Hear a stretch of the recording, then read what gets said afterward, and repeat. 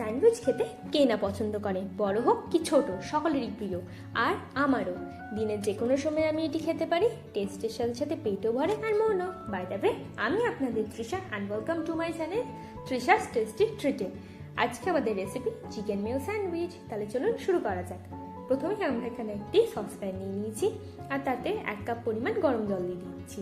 এরপর আমরা এখানে 200 গ্রাম মতো চিকেন অ্যাড করব।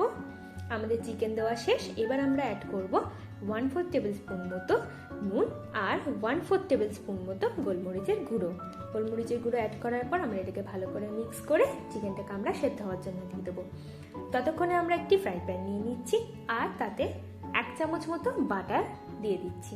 বাটার দেওয়া হয়ে গেছে। এবার আমরা ভালো করে এটিকে ব্রাশ করে নেব। এরপর আমরা ওতে ক্যাপসিকাম দিয়ে দেবো। আচ্ছা, এখানে বলে রাখি, যদি আপনারা চান তাহলে ক্যাপসিকামটিকে কাঁচাও ব্যবহার করতে পারেন, আবার আমার মতো ভেজেও নিতে পারেন। আমি এখানে ভেজে নিলাম। দেখুন আমাদের ক্যাপসিকাম ভাজা হয়ে গেছে। চলুন এবার এটাকে তুলে রাখা যাক। এবার আমরা একটা পাউরুটির পিস নিলাম আর তার কর্নারগুলো কেটে নিচ্ছি। আচ্ছা, এই বলে রাখি, এই কর্নারগুলো দিয়ে কিন্তু খুব সুন্দর রেসিপি হয়। যদি আপনারা চান তাহলে আমাকে কমেন্ট করতে পারেন।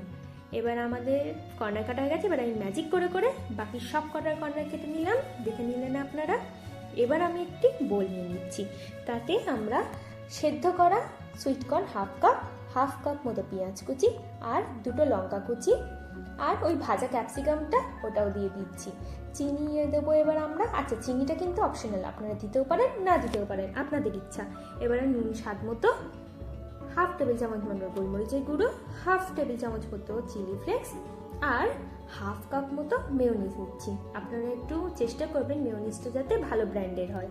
এবার আমরা সেদ্ধ চিকেনটাকে শ্রেড করে দিয়ে দিলাম। এবার আমরা ভালো করে এটাকে মিক্স করে নেবো। দেখুন আমাদের মেশানো হয়ে গেছে। এবার আমরা একটি পাউরুটি নিয়ে নিচ্ছি এবং তাতে চিকেনের মিশ্রণটা খুব সুন্দরভাবে লাগিয়ে দেবো। আর ওপর থেকে আরেকটা পাউরুটিও দিয়ে দিচ্ছি। এবার আমি একটি প্যান নিয়ে নিলাম এবং তাতে বাটার ব্রাশ করে দিচ্ছি। এর উপরে এবার স্যান্ডউইচটি দিয়ে দেবো। এক পিঠ ভাজা হয়ে গেলে আরেক পিঠেও সেমভাবে বাটার ব্রাশ করে উল্টো দিকটাও ভেজে নেবো। দেখুন আমাদের স্যান্ডউইচ একদম রেডি।